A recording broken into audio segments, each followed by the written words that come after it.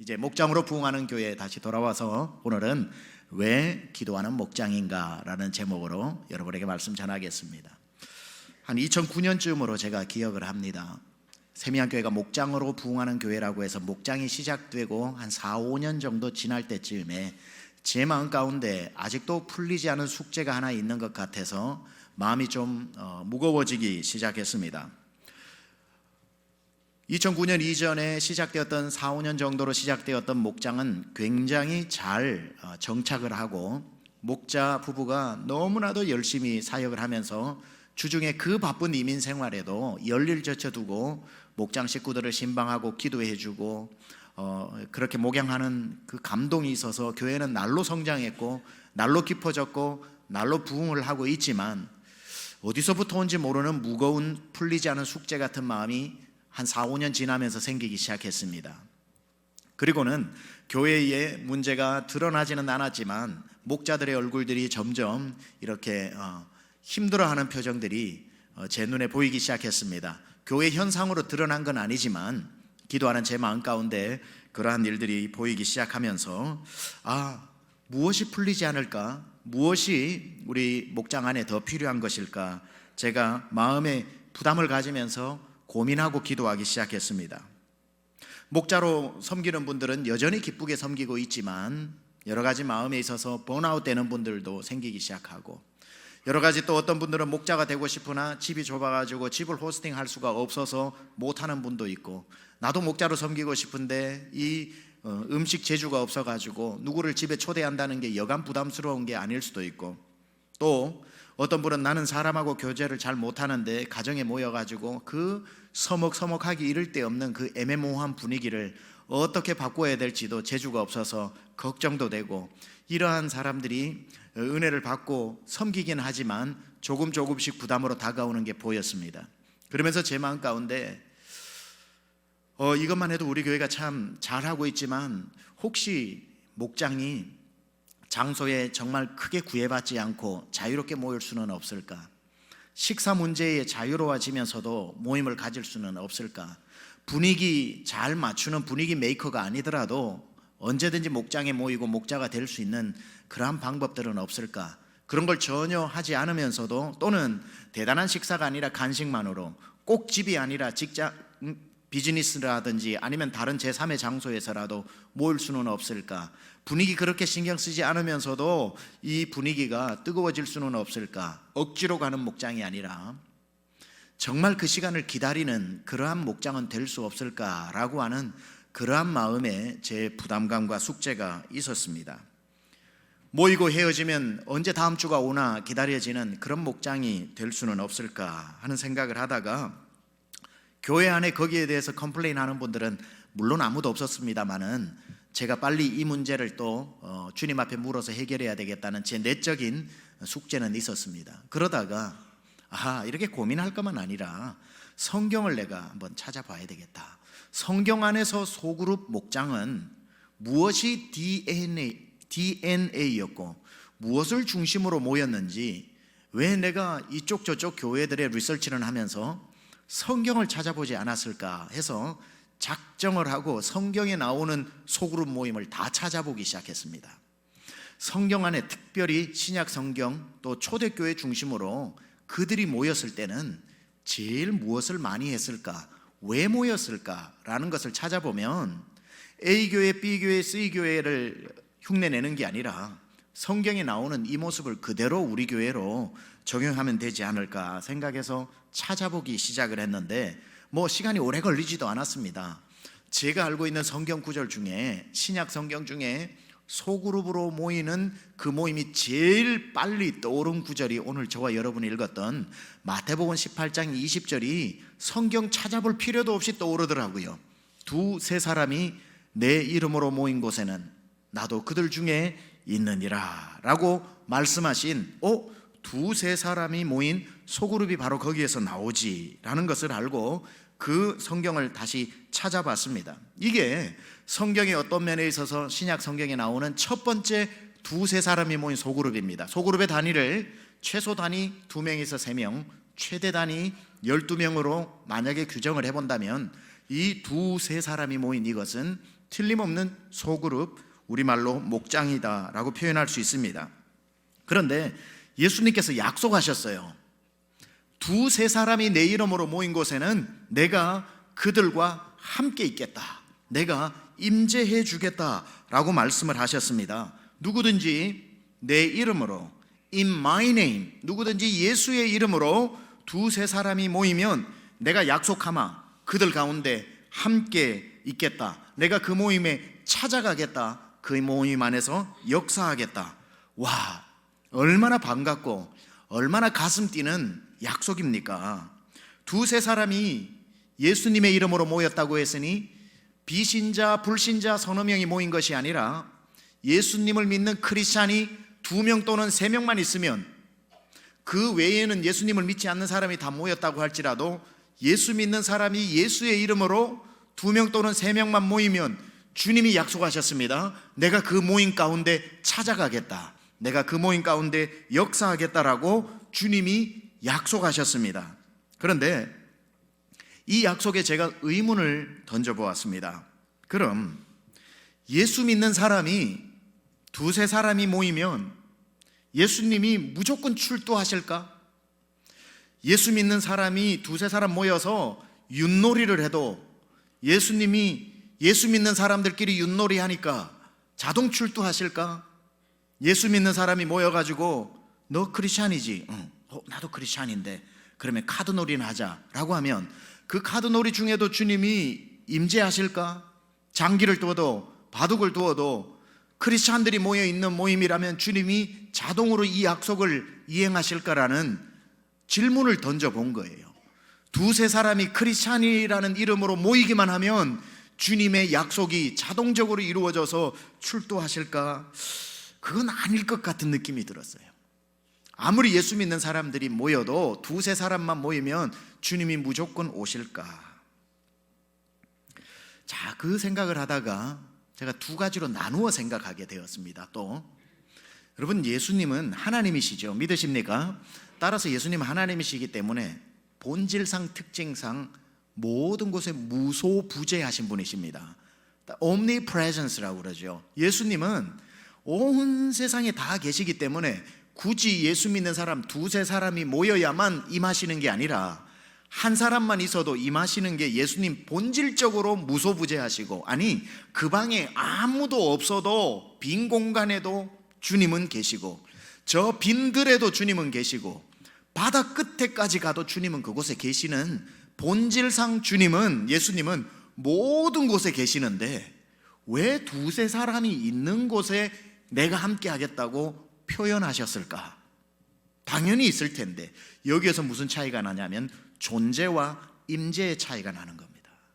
존재론적으로 예수님은 모든 곳에 계시는 분이지만 존재한다는 것과 임재한다는 것은 차이가 있어요. 예수님이 이 가운데도 계시고 여러분 안에도 계시고 빈 방에도 계시고 모든 곳에도 계시지만 그건 존재한다는 뜻이고요. 임재는 뭐냐면 존재하시는 주님께서 일하신다, 주님께서 역사하신다, 그곳에서 활동하신다라고 할 때에 그것을 임재라고 표현하는 것입니다. 따라서 두세 사람이 내 이름으로 모인 그곳에는 당연히 우리는 주님이 모든 곳에 계시는 걸 알지만 왜 계신다고 표현하셨냐면 내가 그들 가운데 임재하겠다, 즉 내가 역사하겠다, 내가 다시 말해 너희들에게 내가 속에서 내가 활동하겠다라는 임재의 약속이라는 겁니다. 존재의 약속이 아니라. 자, 그렇다면 예수님은 왜 두세 사람이 모인 곳에 활동하시기로, 임재하시기로 결정하셨을까? 또 한 번 저는 질문을 좋아하니까 또 질문을 해보기 시작했습니다. 그러면 이 두세 사람은 예수님의 이름으로 모였는데 왜 모였을까? 저는 지금까지 마태복음 18장 20절을 읽으면서 앵무새처럼 외웠어요. 두세 사람이 내 이름으로 모인 곳에는 예수님이 함께 하신대, 두세 사람이 예수님의 이름으로 모이면 예수님이 함께 하신대, 이걸 앵무새처럼 외웠는데 벌써 몇 년 전에 10년 전 이야기죠. 제가 그때에 처음으로 질문을 던져봤습니다. 무슨 질문을 던졌냐면 근데 이 두세 사람은 왜 모였지? 두세 사람이 내 이름으로 모이면 예수님이 함께 하신다는 것은 앵무새처럼 외웠는데, 이 두세 사람이 뭐 하려고 모였는지는 한 번도 질문을 안 해본 겁니다. 여러분은 안 궁금하세요? 이 두세 사람이 예수 이름으로 도대체 뭐 하려고 모였을까? 그런데요, 그들이 뭐 하려고 모였는지 아는 건 하나도 안 어렵더라고요. 바로 그 앞에 19절에 답이 나와 있어요. 19절에 답이 있는데 20절만 계속 보니까 왜 모였는지를 제가 생각 안 하게 되었는데, 19절 같이 한번 보겠습니다. 읽어봅니다. 시작. 진실로 다시 너희에게 이르노니 너희 중에 두 사람이 땅에서 합심하여 무엇이든지 구하면 하늘에 계신 내 아버지께서 그들을 위하여 이루게 하시리라. 답 나왔습니다. 이 두세 사람이 왜 모였다고요? 너희든지 누구든지 두 사람이 땅에서 합심하여 뭐하면? 구하면, 기도하기 위해 모였구나. 두세 사람이 모여가지고 장기 둔다고 되는 게 아니구나. 두세 사람이 예수님 크리스찬들끼리 모여가지고 윷놀이 한다고 주님이 그 가운데 오시는 게 아니구나. 주님의 이 약속은 두세 사람이 예수님의 이름으로 모여서 합심해서 기도하는 모임이구나. 기도할 때에 내가 그곳에 존재하는 게 아니라 임재해서 기도하는 그것에 역사해 주리라, 응답해 주리라는 이 약속이더라는 거예요. 따라서 20절은 19절을 떼놓고는 절대 해석할 수 없는 구절입니다. 두세 사람이 내 이름으로 모인 곳에 예수님이 계신다는 이 구절은 19절을 떼고 나면 성경에 나오는 가장 난해한 구절이 되고 맙니다. 그런데 19절을 읽고 20절을 읽으면 이것만큼 쉬운 구절이 또 없는 겁니다. 따라서 우리 다시 한번 19절과 20절을 연결해서 한번 읽어보면 20절의 의미가 선명하게 드러납니다. 시작. 진실로 다시 너희에게 이르노니 너희 중에 두 사람이 무엇이든지 구하면 하늘에 계신 내 아버지께서 그들을 위하여 이루게 하시리라. 두세 사람이 내 이름으로 모인 곳에는 나도 그들 중에 있느니라. 아멘. 누구든지 두세 사람이 모여서 땅에서 합심하여 구하는 그 기도 모임에는 내가 반드시 함께하고 역사하고 이루어 주겠다는 주님의 신실한 약속인 겁니다. 여기에 바로 초대교회에 그들이 모인 모임의 목적이 나오는 겁니다. 기도하기 위해 모였다. 그저 모여가지고 다른 목적이 있었던 것이 아니라 예수님 믿는 사람들끼리 모여가지고 펠로십 교제만을 위해서 모인 게 아니라, 그들이 모여가지고 성경 공부하기 위해서 모인 게 아니라, 큐티하기 위해서 모인 것이 아니라, 어떤 불신자들을 전도하기 위해서 모인 것이 아니라, 그냥 인생 푸념 늘어놓기 위해서 단순히 그냥 모인 것이 아니라, 그들의 초대교회는 어느 요즘에야 소그룹들이 많아져가지고 어느 교회는 성경 공부 모임으로, 어느 교회는 예배로 모이고, 어느 교회는 어떤 불신자 전도를 위해서 모이고, 어떤 모임은 큐티를 위해서 모이고, 그렇게 다양하겠지만 그 교회들은 교회라 치더라도 성경에 나오는 소그룹의 목적은 보니까 기도하기 위해 모였더라는 거예요. 저는 여기에서 탄성을 내지르면서 초대교회 모임은 다른 게 아니었구나. 기도하기 위해 모였고, 모였을 때 기도하고 기도 후에 응답의 확신을 가지고 돌아간 것이구나.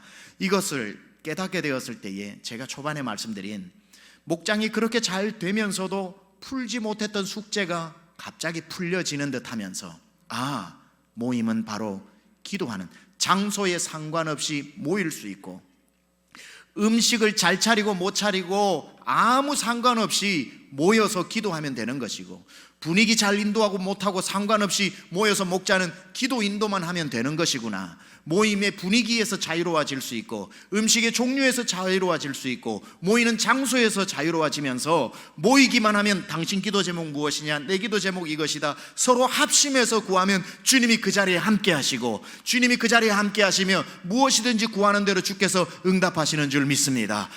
우리 목장은 기도하는 목장이 되어야겠구나라는 것을 깨닫는 순간에 굳이 표현하자면 제 느낌이 어땠냐면 하늘 문이 열리는 기분이었습니다. 하늘의 문이 열리고 성령이 비둘기같이 임하는 느낌을 가지면서 제 마음 가운데 감동이 일어나는 겁니다. 앞으로 우리 교회는, 내가 목회하는 동안 소그룹은 기도 DNA를 가지고 모이면 기도하는 그러한 초대교회와 같은 소그룹이 되어야 되겠다 확신을 가지고 10년 이상을 그렇게 또 목장을 인도해 왔던 그것을 그대로 제가 지금 다시 우리 교회에서 실천하는 겁니다.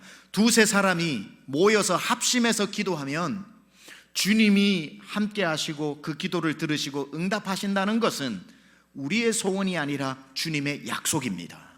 내 소원하고 주님의 약속은 하늘과 땅 차이죠. 우리 모였을 때 주님 임하셨으면 좋겠다라고 하는 건 소원이라면, 너희가 모이면 내가 임해 주마라고 하는 주님의 약속은 내 소원보다 훨씬 더 강력한 힘을 가지고 있는 것이고, 예수님의 약속은 시대가 변한다고 변하는 게 아니라 영원히 변치 않는 신실한 약속인 줄 믿습니다.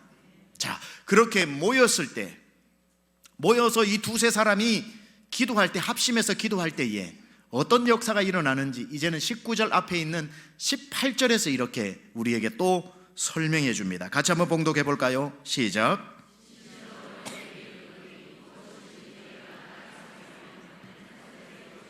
무엇이든지 땅에서 풀면 하늘에서도 풀리리라. 여기 보니까 두 가지가 나옵니다. 묶는 기도와 푸는 기도가 나옵니다. 진실로 너희에게 이르노니 너희가 땅에서 매면 하늘에서도 매일 것이요, 매는 기도, 그리고 너희가 누구든지 땅에서 풀면 하늘에서도 풀리리라. 여러분, 기도는 어려운 게 아니고요, 기도는 아주 쉬운데 두 가지만 구분을 잘하면 됩니다. 어떤 기도 제목이 있을 때에, 어떤 문제가 닥쳤을 때에 이걸 푸는 기도를 해야 될지 묶는 기도를 해야 될지, 푸는 기도를 해야 되는데 매는 기도를 해버리면 안 되고, 매는 기도를 해야 되는데 푸는 기도를 하면은 큰일 납니다. 그런데 이것만 구분을 잘하면 놀라운 응답이 일어나는데, 주님께서 오늘 18절에 말씀하신 것이 뭐냐면은 누구든지 합심해서 땅에서 두 사람이 합심해서 구하면 하나님이 들으신다는 19절의 약속과 함께 18절에는 너희에게 이르노니 무엇이든지 땅에서 매면 하늘에서도 매이고 땅에서 풀면 하늘에서도 풀리는데, 목장에서 두세 사람이 모여서 무엇이든지 묶는 기도를 하면 하늘에서 묶어주시고 푸는 기도를 하면 하늘에서 풀어주신다고 약속하신 겁니다. 얼마나 놀라운 선물을 우리에게 주신 겁니까? 여러분, 여기에 순서를 잘 보셔야 돼요. 대부분 영적 원리에 있어서는 순서가 하늘과 땅입니다. 하늘이 열려야 땅이 열리고, 하늘에서 응답이 있어야 우리 땅에서도 응답이 있고, 영적인 문제가 풀려야 육적인 문제가 풀리는 이 영적 순서가 있는데, 희한하게 기도만큼은 반대입니다. 기도만큼은 오늘 여기에 18절에 보니까 뭐라고 이야기하냐면, 하늘에서 풀리면 너희도 풀리리라, 하늘에서 메어놓으면 땅에서 아무리 풀려고 해도 안 풀리니라고 하지 않고, 기도만큼은 이 엄청난 권세를 우리에게 주셔가지고 순서를 땅에서 하늘로 얘기합니다. 누구든지 땅에서 합심하여 매면 하늘에서도 매일 것이고, 누구든지 땅에서 합심하여 풀면 하늘에서도 풀리리라. 놀라운 선물이죠. 이 기도라고 하는 권세가 얼마나 대단하냐면, 하늘을 풀었다가 묶었다 하는 그 권세를 땅인 우리에게 주셨다는 거예요. 목장에서 두세 사람이 모여가지고 푸는 기도를 할 때 어떤 겁니까? 사업을 시작했는데 아무래도 사업이 안 열려. 그러면은 매는 기도 해야 됩니까? 푸는 기도 해야 됩니까? 푸는 기도 해야 되는데 헷갈려가지고 매는 기도하면 큰일 납니다. 사업이 안 열릴 때는 푸는 기도를 해야 되니까, 목장에 모였을 때 당신 기도 제목이 무엇입니까? 내가 사업을 시작했는데 몇 년째 이게 열리지 않아서 지금 극심한 경제난이 있다. 그러면은 땅에서 무슨 기도를 해야 돼요? 합심해서 하나님 풀어주십시오, 이 묶인 것을 풀어주십시오라고 간절하게 기도하면, 두세 사람이 내 이름으로 모여 합심해서 기도하면 땅에서 풀면 하늘에서도 풀리리라고 했기 때문에, 땅에서 풀어달라는 기도를 합심해서 하면 주님의 약속에 의지해서, 제 소원에 의지해서가 아니라 주님의 약속에 의지해서 풀어주실 줄 믿습니다. 우리 자녀가 공부는 열심히 하는데 앞길이 안 열리네요 라는 기도 제목 왜 할 수 없습니까? 하면 앞길을 풀어달라고 기도해야 되는 거지요. 합심해서 기도하면, 하나님께서 푸는 기도를 하면 하늘에서 듣고 풀어주신단 말이지요. 묶이는 것은 뭡니까? 여러분이 주체할 수 없을 정도로 문제가 여기 터지고 저기 터지고 막 터질 때가 있어요. 그때는 열리는 기도를 하면 안 돼요. 그러면 더 터져요. 그 문제는 결박시켜야 되는 거지요. 하나님, 나에게 일어난 이 문제를 하나님 묶어주십시오. 하나님 결박해 주십시오. 더 이상 이 문제가 더 번져서 커지지 않도록 묶어주십시오라고 땅에서 묶으면 하나님께서 하늘에서도 묶어주실 줄 믿습니다. 그리고 얘기를 나누다 보면은 교회 상처받고 성도에게 상처받고 이 사람에게 상처받아서 겉모습은 멀쩡한데 속은 다 찢어져 있는 사람이 있어요. 다 찢어져 있는 사람은 상처를 풀면 안 되고 묶어야 되는 거죠. 꿰매야 되는 거죠. 호세아 6장에 나오는 것처럼 여호와께서 너희를 치셨으나 다시 싸매어 주실 것인 것처럼 다시 묶어달라고, 하나님 저 마음에 난 상처, 찢어진 상처를 꿰매어 달라고, 꿰매어 달라고. 그래서 묶을 건 묶으면 그 기도를 들으신 하나님이 그 마음에 어릴 적부터 받아왔던 상처도 꿰매어지고 회복될 줄 믿습니다. 마음의 상처도 회복되어지고 터진 문제도 다 꿰매어 주시는 묶는 기도. 그런데다가 아무리 기도해도 열리지 않았던, 혼자 기도해서 열리지 않았던 것을 두세 사람이 합심해서 하나님 열어주십시오, 열어주십시오, 내 기도인 것처럼 합심해서 한 마음으로 기도하면 하나님 열어주실 줄 믿습니다. 이게 함께 모여 두세 사람이 모였을 때에 기도할 때 나타나는 주님의 약속의 성취, 권능이라는 겁니다. 정말 놀라워요. 그러니 얼마나 이 모임이라는 게 중요하면서, 물론 여기에서 묻고 푼다라고 하는 게 이 모인 두세 사람의 마음 상태를 이야기도 하는 것도 맞습니다. 두세 사람이 기도를 하는데 이 사람은 이 기도, 이 사람은 이 기도, 이 사람은 이 기도를 해서 마음이 나뉘어져 가지고 꽁꽁 마음을 닫고 난 뒤에 서로 기도해 가지고 응답이 안 되고, 합심해서 풀어서 마음이 합심해서 기도해야만 응답한다는 뜻이죠. 두세 사람이 누구든지 합심해서 기도하면, 마음을 풀고 기도를 하면 응답하신다고 했으니 두 가지 중의적 의미가 있는데, 모인 사람은 세 사람이든 열 사람이든 한 사람 기도 제목 내놓으면 시기 질투하지 말고 그 문제를 내 문제인 것처럼 끌어안고 열 사람이 한 목소리로 기도를 하면 하나님께서 풀어달라고 기도하면 풀어주실 것이요, 꿰매달라고 하면 꿰매주실 것이요, 결박해달라면 결박해 주시는 줄 믿습니다. 이게 모여서 기도할 때 나타나는 권세라는 것이고, 저는 이렇게 혼자 기도해서 응답 안 되다가 목장으로 모여 기도하면서 응답되는 걸 너무나도 많이 지켜본 겁니다. 목장을 하면서. 자, 여기에서 제가 그렇구나, 내가 왜 이 구절을 몰랐지 하면서 유레카를 외치고 할렐루야를 외치고, 그 다음에 다시 다른 데는 또 없나 싶어서 금방 머릿속에 또 떠오르는 소그룹 하나가 바로 사도행전 2장 42절에 나오는 그 소그룹입니다. 2장 42절은 이렇게 기록되어져 있죠. 시작.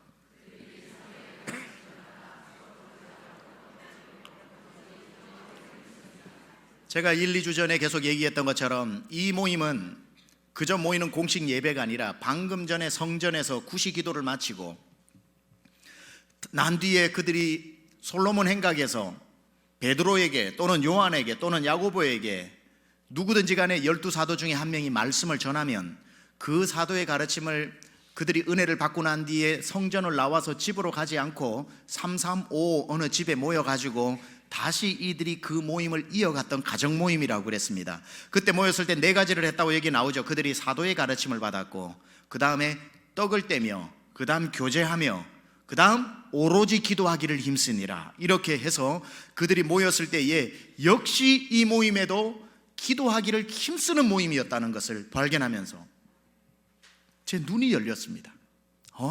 두세 사람이 내 이름으로 모인 그것도 기도하기 위한 모임이었고, 그들이 성전에서 은혜 받고 와가지고 또 그들이 힘을 썼던 것은 역시 기도하는 것이었고, 120명이 마가의 다락방에 모였을 때도 열흘 동안 했던 것은 기도였고, 초대교회는 그야말로 모이면 기도했고 흩어지면 전도했구나 라는 것을 알면서 이거는 앞으로 타협 없이 소그룹 모임은 기도하는 모임이 되어야 되겠다라는 이런 확신이 들게 된 겁니다. 이 초대교회에 성전에서 예배드리고 나와서 이들이 했던 네 가지를 간략하게 한번 되짚어보면, 사도의 가르침을 받았다라고 이야기를 했는데 방금 듣고 온 그것을 은혜를 다시 나눈 거죠. 그리고 두 번째, 떡을 떼며 그렇게 얘기를 했습니다. 그들의 빵이 있고 그들의 손에 잔이 있을 때에 예수 그리스도의 살과 피를 기념하면서 먹었죠. 자, 그럴 때에 여기에서 떡을 떼며라고 했던 이것은 그 당시에 가난한 교회 성도들이 많이 있었기 때문에 구제하는 차원이었고, 교제라고 하는, 그리고 떡을 떼며 교제하며의 교제하며도 코이노니아는 그저 안부를 묻는 게 아니라 초대교회의 배경으로 가보니까 돈 있는 사람은 돈을 꺼내요. 돈 없는 형제에게 주는 시간이었다고 합니다. 서로를 돌보는 거죠. 목양하고 돌보는 거죠.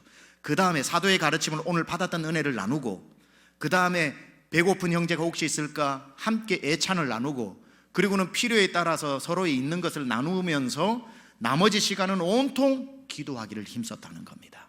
이 모임도 하나님이 이 형제가 보니까 오늘 돈이 필요한 줄 몰랐습니다, 하나님 배고프게 사는 줄 몰랐습니다 하고 그들의 안부를 묻고 난 뒤에 전심으로 하나님 앞에 풀어달라고 기도하고 응답해달라고 기도하는 모임이 바로 초대교회의 모임이었다는 것을 알게 되었지요. 여기에서 우리가 하나 유념하면서 들어야 될, 지금 목자로 헌신하신 분들, 그리고 앞으로 목자로 헌신하실 분들은 좀 더 집중해서 이 부분을 들으시기 바랍니다. 여기에 그들이 모여 사도의 가르침을 함께 나누었다라고 했을 때에, 그들이 사도의 가르침을 받아 2장 42절에 나오는 이게 원어적으로 보면 참 재밌습니다.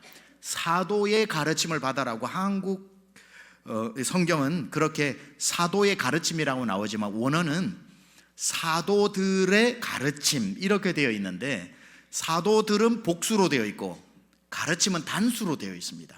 굉장히 특이하죠. 복수가 가르쳤으면 가르침의 내용도 복수가 되어야 되는데 사도들의 가르침들이라고 되어야 되는데 사도들의 단수 가르침이라고 이야기했으니 이건 무엇을 뜻하냐면은 솔로몬 행각에서 오늘 베드로가 설교했든지 요한이 설교했든지 야고보가 설교했든지 설교자는 바뀔 수 있어도 가르침은 한 가지였다는 거예요. 주 예수 그리스도에 대한 가르침, 메시지가 나누어지지 않았다는 겁니다. 이것을 오늘날 목장으로 우리가 우리 교회의 정황에 맞추어 보면 이겁니다. 앞으로 우리 교회 목장이 2,000개가 생기고 2만 개가 생겨 2만 명의 목자가 생긴다고 해도 2만 명 각자가 자기 소견에 옳은 대로 성경을 해석해서 그 모임을 이끌어서 안 된다는 거예요. 여기에서 선포되어지는 주일 원 메시지를 가지고 잘 은혜를 받아 목장에 가서 이 메시지를 가지고 다시 곱씹으면서 은혜를 나누면서, 그리고 난 뒤에 성도의 형편을 물어보고 전심으로 기도해 주는 모임으로 가야지. 2만 명의 목자가 있으면, 이왕이면 2만 명 하면 좋잖아요 여러분. 앞으로 하나님이 우리에게 은혜를 베푸실 텐데 목자가 2만 명 되는 기분 안 나쁘시죠? 그냥 이런 거는 많이 써도 되는 거예요. 어차피 없는 거니까. 일단 소원을 가지고 얘기하는 겁니다. 앞으로 2만 명의 목자가 세워져서 20만 명을 목양한다 할지라도 그 2만 명이 자기 소견에 옳은 대로 성경의 관점과 해석과 신학의 경향을 가지고 하면은 2만 개의 다른 교회가 생겨서 나중에 보면은 배가 산에 올라가 있습니다. 교회가 분열이 올 때는요 2만 개로 쪼개집니다. 따라서 항상 주일 강단에서 선포되어지는 원 메시지를 가지고 목자는 그것을 함께 목원들과 나누면서 은혜를 곱씹고, 그리고 난 뒤에 서로의 필요의 기도 제목을 나누고 또 교회를 위해 선교지를 위해 기도하고 일어나는 시간이 바로 목장의 시간이라는 겁니다. 절대로 메시지가 나누어지지 않는 것, 굉장히 중요한 사실. 그게 사도들의 가르침. 오늘은 담임 목사가 계속해서 설교를 하지만 누구 부목사님이나 외부 강사의 메시지가 전해지고 그 메시지가 주보에 실려지게 되고 그것을 가지고 목장에서 말씀을 나누더라도 항상 여기에서 선포되어진 말씀 가지고 나누는 이 원리는 굉장히 중요하고 초대교회는 바로 그렇게 했다는 것 유념해야 할 것입니다. 초대교회, 우리가 늘 제가 입이 닳도록 이야기하고 있는 초대교회는 제가 가장 닮고 싶은 교회였고 그 중에 하나가 예루살렘 교회, 그 다음에 안디옥 교회지만 여러 교회들 볼 때의 DNA는 항상 기도하는 목장이었다라는 겁니다. 그래서 이제 여러분 누구라도 여러분의 사정에 있어서 목장에 참석은 못하더라도 목장에 소속은 되어 있어야죠. 나는 어느 목장인데 아직 못 가고 있어, 이 말은 가능합니다. 사람의 스케줄이라고 하는 게 인생에 따라 다 다르기 때문에. 그러나 소속은 다 되어 있어야죠. 소속이 되어 있는데 피치 못해 가지 못하는 경우는 있어서 어떻게 목장 가십니까 하면 나는 어느 목장인데 내가 지금 못 가고 있어, 이건 100배 양보하고서라도 이해가 되는 말입니다. 그런데 나는 목장 없어, 이건 안 되는 겁니다. 목장에 소속이 되어지고 기도에서 참여할 여건을 만들어 달라고 하고 여러분이 가서 기도해 주는 이 기가 막힌 모임을 절대로 여러분 놓치지 마시고요. 이제 누가 여러분에게 물어도 아니 강중치 목장은 뭐 하는데요? 그러면은 여러분이 참여하시든 안 하시든 상관없이 우리 목장은 뭐 하는 목장이다? 기도하는 목장이라고 분명하게 말씀해 주시기 바랍니다. 몰라, 뭐 한다고 하는데 난 모르겠네, 제발 이러지 마시고요. 꼭 강 건넌 남의 교회 이야기하듯이 하지 마시고, 내가 못 간다고 몰라 하지 마시고, 이제 못 가도 알잖아요 여러분. 기도하는 목장이라고 이렇게 제가 담임 목사가 이야기하고 있지 않습니까? 우리 교회 목장은 뭐 하는 목장이다? 기도하는 목장이다. 그리고는 더해서 이렇게 얘기하세요. 한번 나와서 기도 제목 내놔봐, 바로 풀린다니까. 문제 있어? 나와서 기도해봐, 바로 결박되고 묶여서 문제가 안 커진다니까. 전도하기 얼마나 좋아요. 저는 이 기도하는 목장을 하면서요, 전도를 많이 했어요. 목장을 통해 가지고. 왜냐하면 저는 인간이 어떤 존재인지 알기 때문에. 대부분의 사람은, 이민자도 마찬가지고 여러분도 마찬가지고, 모태에서부터 예수님을 믿은 분들을 빼고는, 모태에서부터 믿은 분은 없죠. 교회 다니는 분은 있겠지만, 어쨌든 간에 여러분이 사시다가 예수를 믿으신 분 중에는 19은 힘들 때 믿었습니다. 시집 와서 시집살이 하면서 교회 나와서 기도하다가 예수 믿게 되고, 군대 가가지고 군대에서 예수 믿게 되고, 큰 중요한 시험을 앞두고 난 뒤에 도저히 안 돼가지고 나와서 기도하다가 예수 믿게 되고, 사업이 잘 되다가 완전히 벼랑 끝에 내몰려가지고 지푸라기 잡는 심정으로 나와서 기도하다가 그보다 더 귀한 예수님 만나게 되고, 가만 돌아보면 힘들 때 예수님 만나거든요. 목장이 기도하는 목장 되잖아요. 우리끼리만 모여가지고 네 기도 제목 내 기도 제목을 나누는 게 아니라 전도하기가 쉬워요. 평상시에 잘 나가고 아무 부족함 없을 때는 교회 한번 나와보라고, 목장 나와보라 그러면은 찾는 데도 많고 가야 할 때도 많고 먹고 싶은 것도 많아서 귀에도 안 들어오지만, 누구에게나 한 번쯤 찾아오는 인생의 겨울을 만날 때 힘든데 혼자 있지 마. 우리 목장에 나와서 기도하면 사람들이 꼭 내 문제처럼 막 기도해 주는데, 희한하지, 그렇게 기도하면 응답이 바로 돼, 응답이 바로 돼 하면, 옛날에는 안 들리던 그 소리가 겨울을 만난 사람에게는 지푸라기 잡는 심정으로 나오게 되어 있습니다. 나와서 앉았는데 생면부지의 사람들이 내 이름 석자 불러주면서 기도하는 것 보고 감동받고요. 그러다가 그 목장 모임 또 나오게 되다가 나중에 아는 사람 서너 명 생기고 나니까 교회까지 나오는데 어렵지 않게 나와 예수 믿게 됩니다. 따라서 이 기도하는 목장이 되었을 때는 전도는 저절로 이루어지는 것이고, 기도하는 목장에 나온 가정들은 열어야 할 건 다 열리고 묶어야 할 것은 다 결박되어져서 하나님의 약속이 신실하게 성취되어지는 곳이 바로 목장이라는 것 여러분 기억하시기 바랍니다. 이걸 진짜로 경험했던 교회가 예루살렘 교회인데, 한번 주님의 약속이 두세 사람이 내 이름으로 모여 무엇이든지 합심해서 묶으면 묶일 것이고 푸는 기도하면 풀겠다는 약속을 실험해 본 교회가 있어요. 묶이나 풀리나 한번 보자 하고. 그 사건이 어디에 나오냐면 사도행전 12장에 가면 베드로가 옥에 갇힙니다. 묶여버렸어요. 착고에 매이고 감옥에 갇혔습니다. 묶이고였습니다. 그런데 베드로가 묶였으니 교회는 묶이고 기도하면 안 되고 무슨 기도해야 되죠? 풀리고 기도해야 되는 거죠. 교회가 모여가지고 아이고 잘됐다, 이참에 들어간 김에 오래 있다 나와라 그러겠어요? 빨리 풀리는 기도를 했지 묶는 기도 안 했겠지요. 그래서 이 사도행전 12장에는 베드로가 옥에 갇혔을 때를 이렇게 묘사하고 있습니다. 12장 5절에 이에 베드로는 옥에 갇혔고 교회는 그를 위하여 간절히 하나님께 기도하더라. 자 보세요.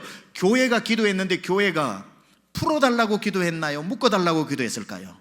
당연히 풀어달라고 기도했겠죠. 기도를 열심히 하면 풀린다 안 풀린다? 믿음대로 해보세요. 풀린다 안 풀린다? 풀린다. 아주 간단합니다. 베드로가 묶이니 교회는 풀어달라고 기도했는데 그 기도를 하나님 들으시고 난 뒤에 풀렸을까요? 안 풀렸을까요? 7절입니다. 같이 읽어볼게요. 시작. 또 베드로의 옆구리를 쳐 깨워 이르되 급히 일어나라 하니 쇠사슬이 그 손에서 벗어지더라. 교회가 푸는 기도를 하니까 베드로 손에 있었던 이 쇠사슬이 풀려진 줄 믿습니다. 푸는 기도하면 풀리는 것입니다. 베드로가 묶여 있으니까 여러분의 삶에 묶여 있는 문제 없나요? 자녀들은 어떤 묶여 있는 문제 없나요? 여러분의 삶의 경제에 묶여 있는 문제는 없나요? 내가 앞으로 주를 위해 무엇을 하며 살아야 할지 장래가 보이지 않아 묶여 있는 사람은 없나요? 내가 10년 전부터 계획해왔던 주님을 향한 일들이 한치도 앞으로 안 나가고 묶여 있는 것은 없나요? 묶인 것이 있으면 모여서 푸는 기도하면 될 줄 믿습니다. 베드로가 묶였으니까 교회는 그를 위해서 푸는 기도를 했더니 그 쇠사슬이 끊어진지라. 이게 기도의 능력이고요. 초대교회는 알았던 겁니다. 묶였어? 푸는 기도하러 모이자. 그렇게 푸는 기도를 했더니 쇠사슬이 풀어졌지만 또 한 가지 문제가 있어요. 감옥 안에서 내 두 손이 풀린들 뭐합니까? 감옥 문이 닫혔는데. 그러니까 교회는 멈추지 않고 계속 기도합니다. 쇠사슬만 풀리는 게 아니라 감옥 문도 열어달라고. 질문 드립니다. 그렇게 감옥 문도 열어달라 하면 열립니까? 안 열립니까? 예, 열리는 줄 믿습니다. 10절이에요 이에 첫째와, 같이 읽어봅니다. 시작. 이에 첫째와 둘째 파수를 지나 시내로 통한 쇠문에 이르니 문이 저절로 열리는지라. 문이 저절로 열리는지라. 베드로가 걸어가니까 문이 자동문처럼 저절로 열리는지라. 뭐 하고 있었어요? 그때 동시에 교회는 기도하고 있었다는 겁니다. 따라서 누구든지 두세 사람이 합심해서 모여서 예수의 이름으로 기도해서 풀어달라 기도하면 그 기도를 하나님이 들으시고 내가 푸는 게 아니라 기도 들으신 주님이 풀어주실 줄 믿습니다. 터진 문제는 꿰매어 주실 줄 믿습니다. 결박돼야 될 사탄의 공격은 결박시켜 주실 줄 믿습니다. 얼마나 간단해요. 기도는 간단한 겁니다. 풀어야 할 기도는 풀어달라 기도하고, 묶여야 할 기도는 묶어달라고, 결박해달라고 기도하면 되는 것 아니겠습니까? 그게 혼자 기도하는 게 아니라 함께 기도할 때 주님이 이루어 주겠다고 약속해 주셨으니 이걸 알면요 목장에 가고 싶은 거예요. 왜? 가서 기도 제목 내놓고 싶어가지고. 그러면은 내놓으면은 목장 식구들이 합심해서 자기 문제로 끌어안고 기도를 해주니 혼자 기도하는 게 좋아요? 10명이 같이 기도하는 게 좋아요? 말해서 뭐합니까? 가서 풀어달라고, 우리 자녀들 장래를 풀어달라고, 사업의 길도 풀어달라고, 재난을 만나지 않도록 묶어달라고, 얼마든지 우리가 열고 닫는 기도 목장 식구들에게 내놓을 수 있는 것 아니겠습니까? 그 기도가 다 해서 하나님이 하다 보니까 어떤 목장이 저를 찾아왔어요.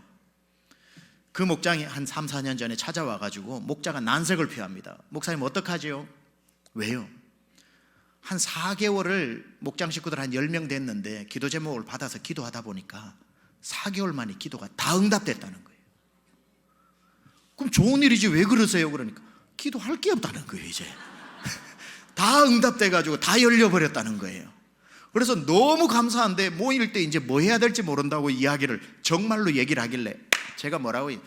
그때부터 이제 진짜 목장 모임이 시작되는데 이제는 개인 문제를 하나님 응답해 주신 이유는 교회 위에 기도하라는 것이다. 그리고 세계 열방을 위해서 기도하라는 것이고 선교사님들을 위해서 기도하라는 것이다. 내 문제를 해결해 주면 기도가 끝나는 게 아니라 그때부터 본격적으로 열방을 위한 기도, 교회를 위한 기도, 목회자를 위한 기도, 선교사님들을 위한 기도, 주의 일꾼들을 위한 기도, 성도들을 위한 기도, 우리 목장 식구가 아니라 우리 교회 안에 병든 이들을 위한 기도, 환난 만난 사람들을 위한 진짜 도고 기도 모임이 된다고 얘기했던 겁니다. 그러니 목장에서 응답 다 받아가지고 기도할 게 없다는 거 말이 안 되죠. 제가 그분에게 그렇게 얘기하니까 얼굴이 밝아지면서 진짜 듣고 보니까 그렇네요. 예, 목자님 주보에 보면은 일주일에 20개씩 기도 제목 올라옵니다. 교회 광고만 봐도 기도 제목이 20가지 아닙니까? 이번 주에는 중고등부가 수련회를 간다.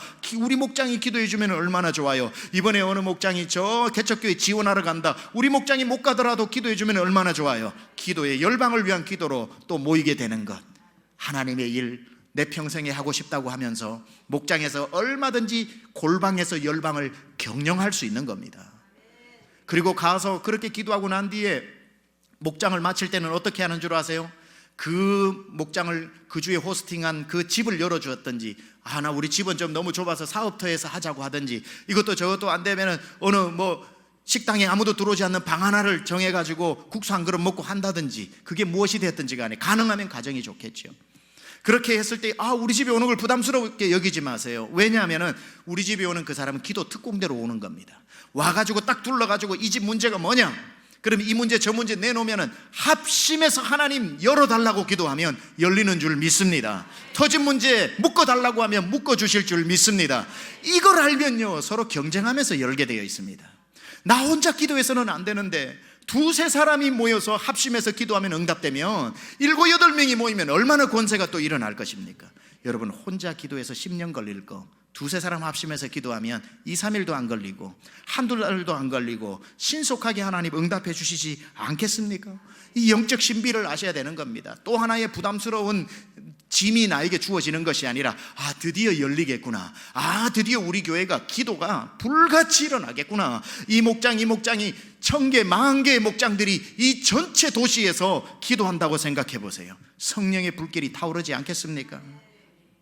여러분, 절대로 신앙생활 독불장군 혼자 하는 게 아니라 함께 서로를 위해 기도해 줘야 하는 것은 분명한 이유를 마지막으로 전도서 4장 9절에서 12절에 나오고 있는데, 우리 천천히 또박또박 이 구절을 우리 함께 합독하겠습니다. 시작.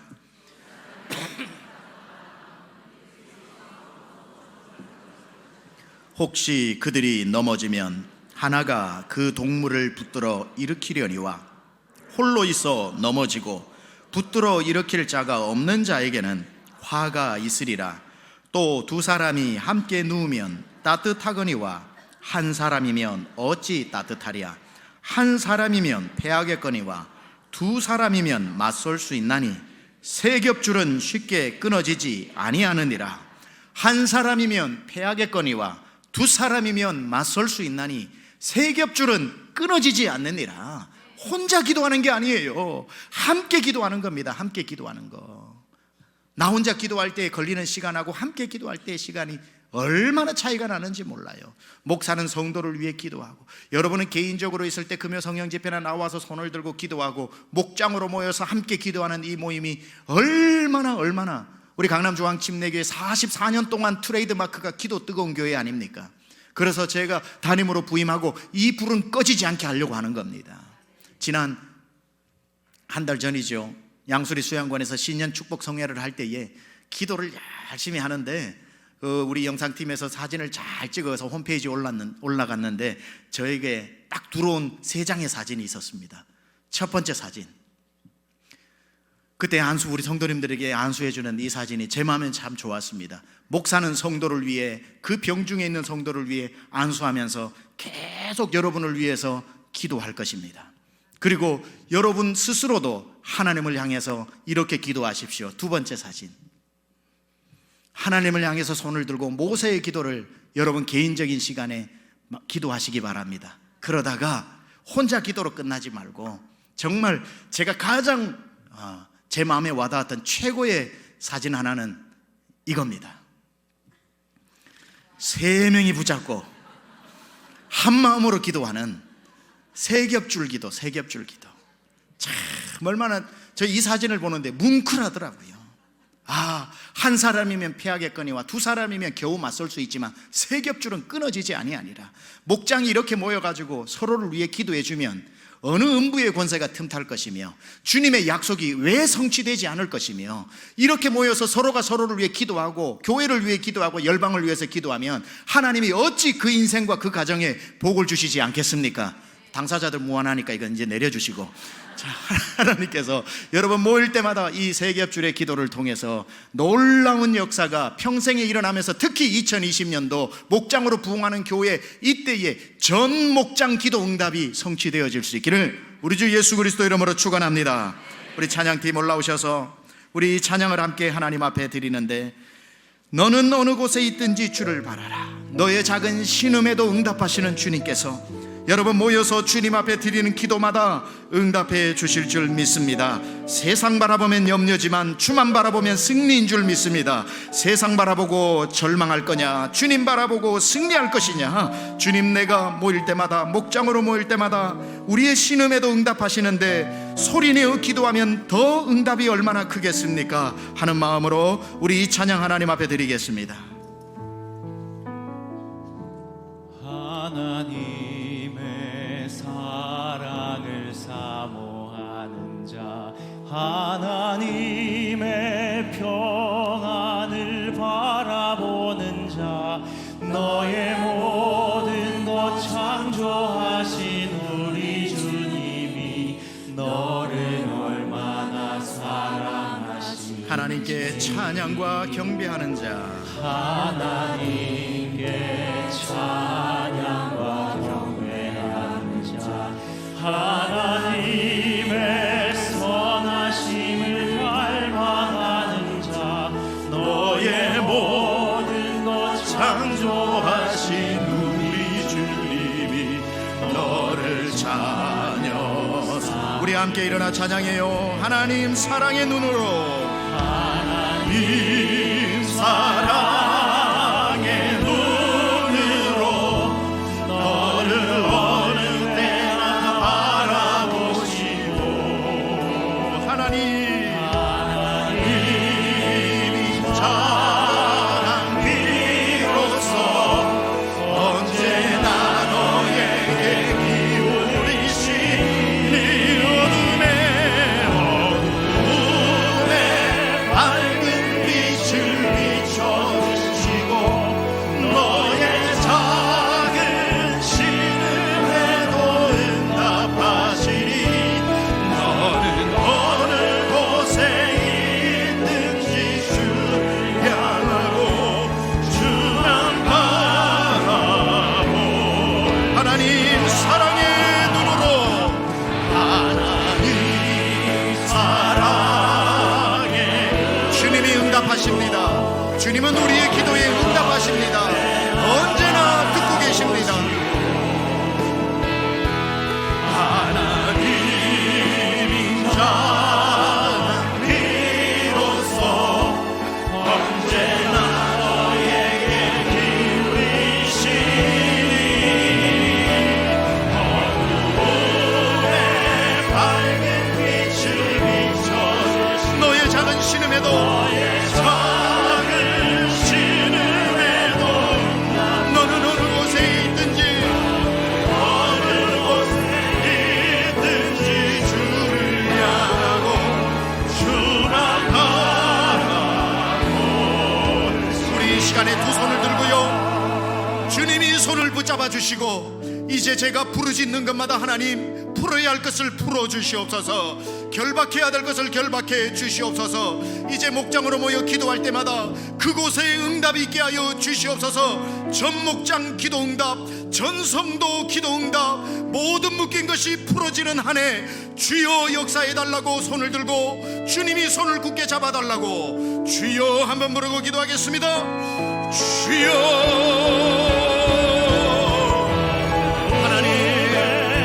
주님 앞에 나와 이 시간에 기도하며, 하나님 우리의 작은 신음에도 응답하시는 하나님 앞에 전심으로 기도하오니, 우리 사랑하는 모든 강중심 권속들의 묶여진 것을 풀어주시옵소서. 터진 문제를 결박하여 주시옵소서. 하나님 아버지, 우리가 열방을 향해 나갈 때까지 묶여있는 것들 때문에 구속되지 않고 다 풀어주시사 건강과 삶과 가정과 하나님 아버지 모든 생각 위에 하나님께서 열어주시옵소서. 하나님 아버지 묶여져 있는 모든 것들을 풀어주시고, 찢어진 상처를 꿰매어 주셔서 하나님 앞에 기도합니다.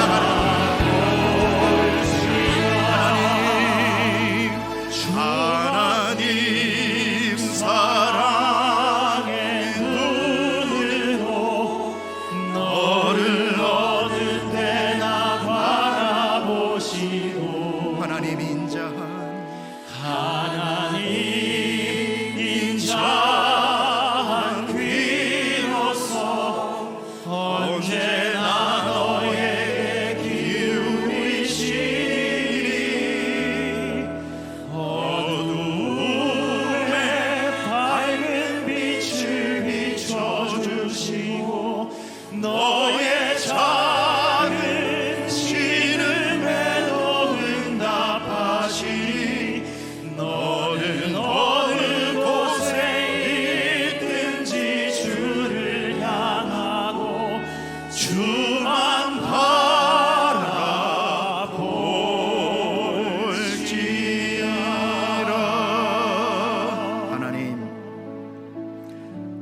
주님이 계시기에 안전합니다.